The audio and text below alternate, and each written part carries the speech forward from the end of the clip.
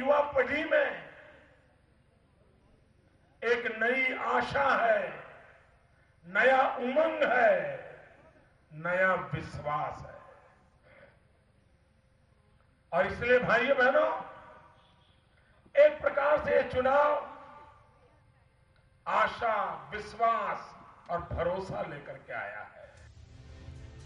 जनता से मिल रहे अपार समर्थन और विकास के गुजरात मॉडल के सहारे नरेंद्र मोदी अब दायरों में सिमट कर नहीं रहने वाले थे।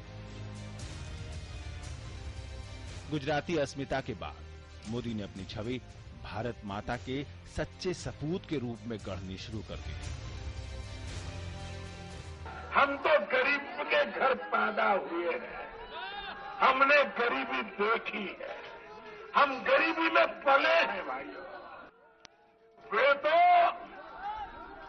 सोने का चम्मच लेकर के पैदा हुए हैं, हम चाय बेचते बेचते आपके पास आए। इरादे साफ थे, दिल्ली का तख्त। साल 2013 आते आते पार्टी में मोदी का कद इतना बड़ा हो चुका था कि अब उनकी अनदेखी नामुमकिन थी।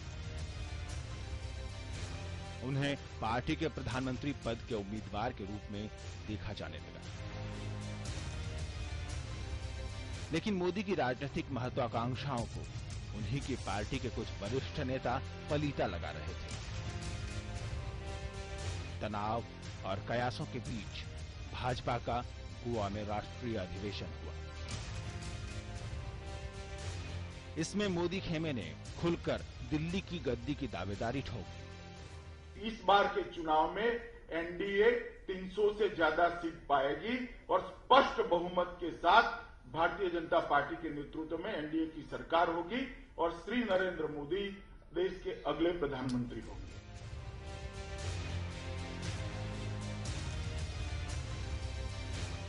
लेकिन कभी मोदी के राजनीतिक गुरु रहे लालकृष्ण आडवाणी अधिवेशन से गैर हाजिर रहे।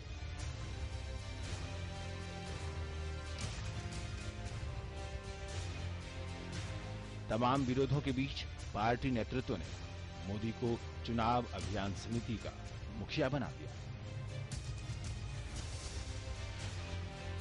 नरेंद्र मोदी सिर्फ एक सूबे के मुख्यमंत्री नहीं रहे। पिछले एक दशक में मोदी ने अपनी छवि सुधारने बल्कि अपनी छवि गढ़ने का काम बखूबी किया था। अपनी टीम के साथ मोदी ने खुद को हिंदुत्व के मुद्दे से हटाकर विकास से जोड़ लिया था। कोई भी नेता ले लीजिए देश में, वो किसानों के लिए क्या करेंगे, चुप है। नौजवान के लिए क्या करेंगे, चुप है। मां बहनों के लिए क्या करेंगे, चुप है। गांव के लिए क्या करेंगे, चुप है। एक ही बात बोलते हैं, सबके साथ सुबह से शाम तक एक ही नारा, मोदी रोको, मोदी रोको। गुजरात के विकास के आंकड़ों से परे उनकी इमेज पूरे देश में लोकप्रिय नेता की होती गई थी। पार्टी कार्यकर्ताओं से अलग बाकी लोग भी उनके नेतृत्व को एक मॉडल मान रहे थे।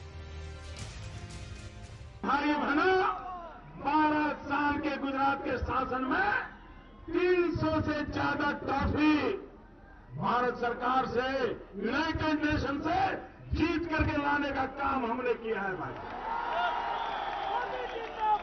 देश को तय करना है कि आपको ट्रॉफी वाले चाहिए कि ट्रॉफी वाले चाहिए, ये निर्णय आपको करना। मोदी को आगे करने का फैसला भी कम उठापटक भरा नहीं रहा। एक ही झटके में सालों पुराने एनडीए के कुनबे में दरार हो गई। मोदी की वजह से ही नीतीश कुमार ने एनडीए से नाता तोड़ लिया। कुछ भी करो, मोदी रोको।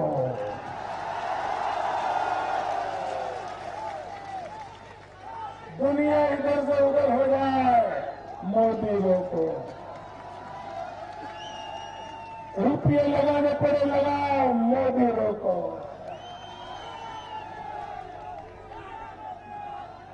ये मोदी का नाम आते ही ये कांपने क्यों लग जाते हैं? कभी आडवाणी के सारथी रहे नरेंद्र मोदी अब खुद महारथी बनने की राह पकड़ चुके थे। इस बार नरेंद्र भाई मोदी के नेतृत्व में सरकार बनेगी, इसमें किसी को संदेह नहीं है। लक्ष्य स्पष्ट था, लेकिन रास्ता कांटों भरा। मोदी की लोकप्रियता और कार्यकर्ताओं का दबाव ही था कि तमाम विरोधी स्वरों को दरकिनार करते हुए पार्टी ने उन्हें लोकसभा चुनाव के लिए बीजेपी की तरफ से प्रधानमंत्री पद का उम्मीदवार घोषित कर ही दिया। इसके बाद तो इतिहास खुद अपनी हरफें लिख रहा था। सपनों के सौदागर मोदी ने कांग्रेस विरोधी मूड को तो भांप ही लिया था। उन्होंने मध्य वर्ग की चिंताओं के बीच विकास की उम्मीद बंधाई और अपने लिए एक भरोसेमंद जमीनी वोट बैंक बना लिया।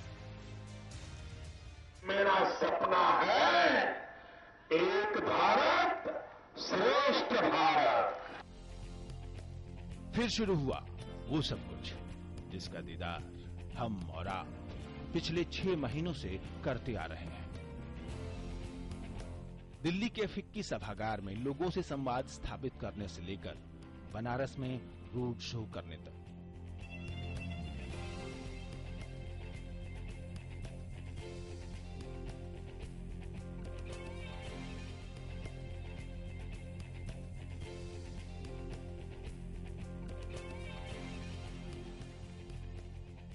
नरेंद्र मोदी एक नाम नहीं, एक ब्रांड के तौर पर स्थापित हो चुके थे।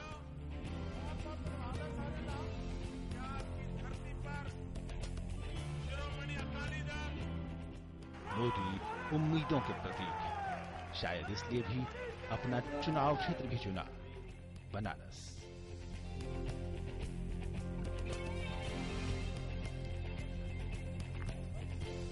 बनारस जो प्रतीक है गंगा जमुनी तहजीब का, भारतीयता का और समेकित संस्कृति का।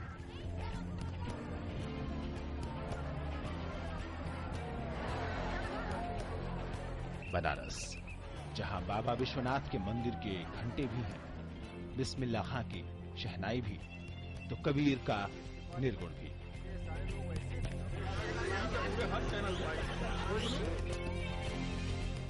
अब वहां नरेंद्र मोदी भी होंगे। मेरा मन कहता है मैं आया नहीं हूं, मुझे भेजा भी नहीं है, मां गंगा ने बुलाया है।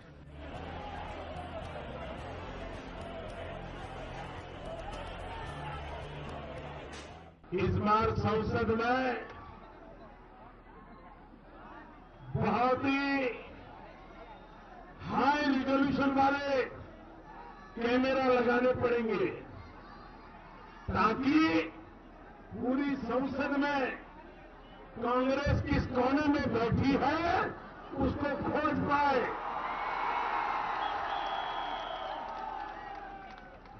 पूरी संसद में कांग्रेस कहीं कोने में नजर आ जाए तो आ जाए, ये हाल होने वाला है।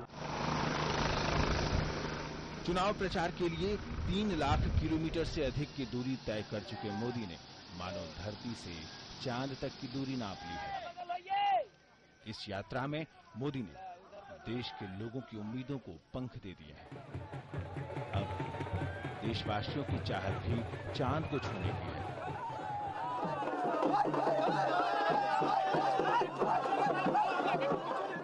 लेकिन सवाल ये है कि क्या मोदी उनकी उम्मीदों पर खरे उतर पाएंगे?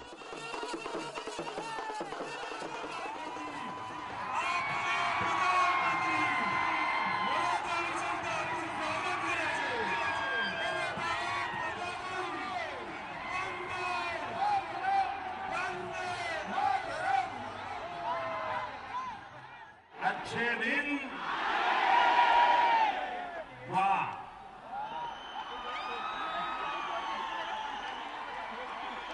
भाई बहनों, आज से लेकर के वहां तक की ये यात्रा है। और आज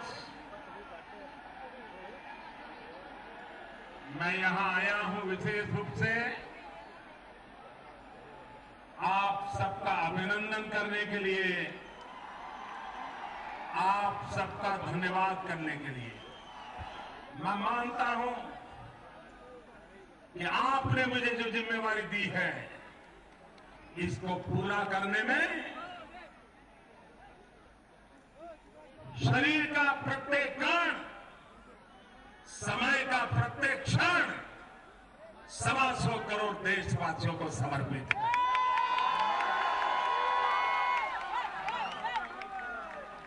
और इसलिए भाइयों बहनों,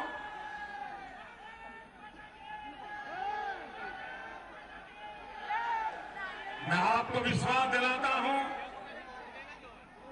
मैं देशवासियों को भी विश्वास दिलाता हूं, हमारा मकसद है, जो हमने नारा नहीं, गुजरात में हमारे उस स्पिरिट को हमने जी करके दिखाया है। वो हमारा स्पिरिट है सबका साथ, सबका साथ, सबका साथ, सबका साथ, सबका साथ। भाइयों बहनों,